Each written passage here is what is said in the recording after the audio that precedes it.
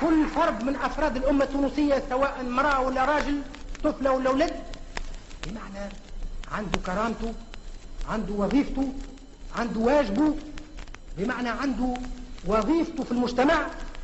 أنا وقت اللي نعطيه حقوق المرأة مش معناها نسويوها في جميع الأمور، لكن نسويوها في الكرامة، بمعنى عندها نفس الكرامة، وهالكرامة هذه تتطلب نفس الاحترام والتقدير والإكبار سواء كانت امرأة أو راجل.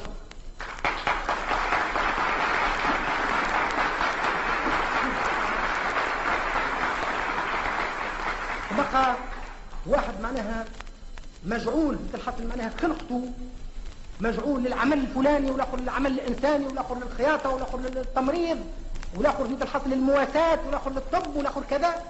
ثم شيء نجموا الاثنين يقوموا به، ثم شيء ما نجمش تقوم به المراه يقوم به الراجل، لكن ثم شيء ما نجمش يقوم به الراجل وتقوم به المراه، بحيث في دائره الامكانيات والوضعيه متاع المراه والراجل ثم مساواة في الكرامة، بحيث كل قائم بوظيف يتوقف عليه وعلى القيام به على الوجه الأكمل تقدم ورقي وازدهار المجتمع بصفة عامة.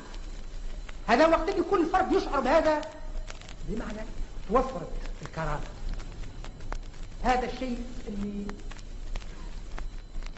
متجهين نحوه، هذا الشيء اللي يلزمكم ما تنسووش، سواء في الجلسات هذه متاع المؤتمر باش يسودها النظام وما تتكونش هكا اغراض وتحصل معناها وما تدخلش بعضها، فهمت؟ وباش يسودها التجانس واحترام بعضكم بعض، والبنتوات ما نحبهاش تحصل معناها انتخابات وما انتخابات، يلزم تحصل معناها اللي تنتخبوهم باش يسيروا المنظمة هذه تراعي فيهم مش مسألة النسب والحسب وفلان مثل فلان وفلان، تراعي فيهم المقدرة والكفاءة وقابلية الانسجام مع بعضهم بعض.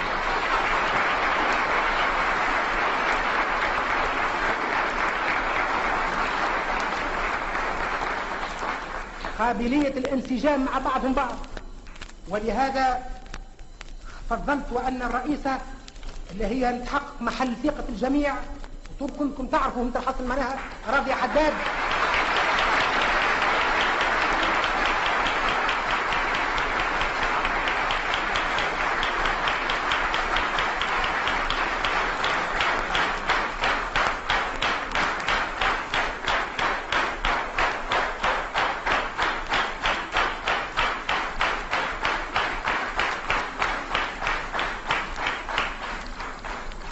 أنا مسرور بهالتصفيق هذا الهتاف هذا يدل أن الفكرة متاعي في راضية حداد منسجمة مع فكرتكم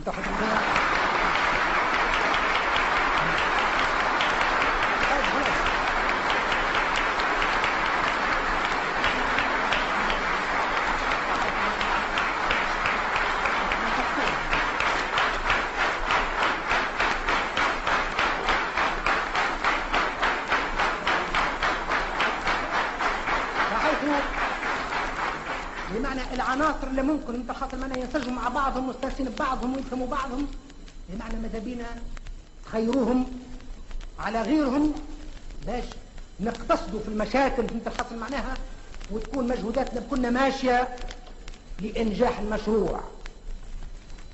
هذا من الناحيه العمليه فيما يخص المؤتمر. من ناحيه ونشاط المسؤولين سواء في الفروع أو في الهيئة المركزية، بمعنى مواصلة العمل، مواصلة الدعاية، مواصلة التبشير، زي التبشير هذا التبشير لرفع مستوى الطبقات السفلى، الطبقات المنحطة اللي في الجبال والأرياف والقرى اللي ما زالت ما بلغتهاش الدعوة أو ما زالت بمعنى ملجمتها عوايد أو خوف أو حصل معناها شعائر أو أمور ما أنزل الله بها من سلطان. في بعض الأحيان يلزمكم بمعنى تبثوا دعاية في الرجال نفسهم. في بعض الأحيان بعض قرى من نعرف الجهات هذه ونعرف راقية وفكرتها أرقى من الراجل اللي في اللي هي معاه، هو اللي معطلها، هو اللي معكلها عاد الحد مثل حاصل، والدولة نفسها والمعتمد مثل حاصل معناه ومندوب الديوان السياسي، بمعنى يوقفوهم هالناس عن حدهم. ثم بعض أولياء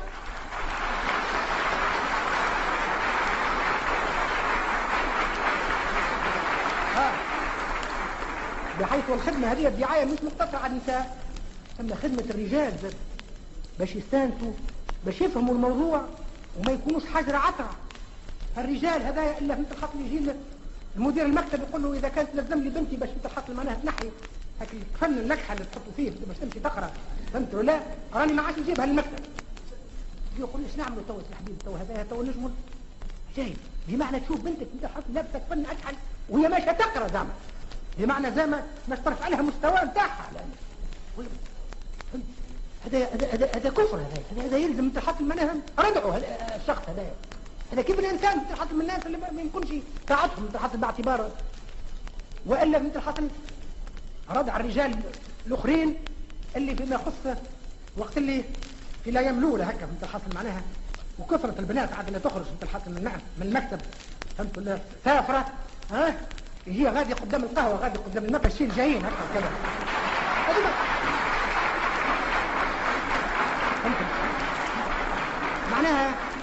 معناها تروميز هكا وقلت احياء، بمعنى غلقنا القهوه وحطينا بوليسيه وقلنا لهم الكلاب هذوما الحد، هذوما يلزم قمحهم هذوما.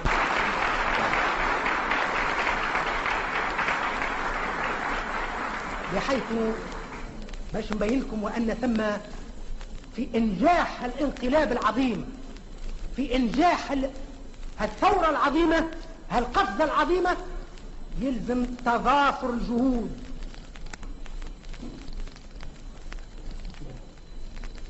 تضافر الجهود بمعنى لمدة زمنية طويلة، ثم نجاح لما له خطوات إلى الأمام، لكن مازال العمل، مازال الكفاح، مازالت المغنى خطوات كبيرة، مازالت خطوات أخرى تتطلب تضافر الجهود، بمعنى في تثقيف الراجل، تثقيف المرأة، رفع مستوى الاثنين، تثقيف القضاة والحكام اللي مش يحكموا بين الاثنين باش يعرفوا منطقة المغزى اللي نرموا إليه، تثقيف الشعب حتى بمعنى القوانين والثورات والانقلابات بمعنى تتهضم وتزيد في قوة وفعالية الشعب.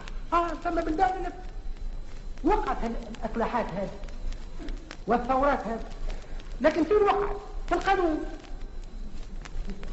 حطوا القانون ورموه. أنا نتذكر في تركيا مثلا انت حاصل 40 سنة ما يقوم أقل شوية، بمعنى الحكومة التركية قالت هذا أمور متاع الشرع والأمور غير هذه درهكتنا وكذا، نحبوا احنا مودرن، بما المجلة اللي أحدث عهد الحديثة، بمعنى نوفو موديل إخرى. قالوا الأخرى هذه مثل حاصل ثم فرنسا ثم نابليون مدة، لكن الأخرى هي متاع سويسرا، قالوا حط متاع سويسرا، قالوا متاع سويسرا، قالوا هذاك القانون الكل متاع حاصل. النتيجة تكون ما مشاش الأمور تمشي. الشعب شنو بعد 40 سنة الخرافات والتخميرة وما زالوا مثل حصل في الاعتقادات ومثل حصل، بمعنى الحكومة ماشية في جهة لايكية على أنهم الدين ما تعرفش به، والشعب ماشي في جهة أخرى معناها فيها كالتزمت القديم وهاك الاعتقادات والمولة والسيدي فلان والأرض مثل حصل والشمعة مثل حصل معناه. بحيث الفائدة مش في القانون، الفائدة في تطبيقه، في الرجال اللي مش يطبقوه.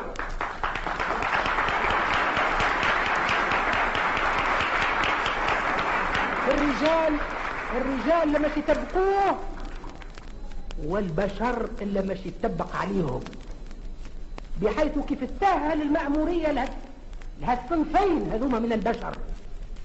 يكون المشرع حكيم ويعرف الاتجاه بتاع التقدم والرقي، والمنفذين متحط واعين في أسباب النجاح وكيفاش يلزم مسير، والشعب من النقطة اللي مش يتنفذ عليه واللي مش يلزم يتمتع بهذه الفوائد هذيك، يكون مخدوم شيئا فشيئا حتى هيك الانقلاب هذاك يأتي الأكلة بتاعه، بمعنى يترتب عليه رفع مستوى، تقدم، انسجام أكثر، ارتباط، قوة للدولة، مناعة أكثر، ازدهار.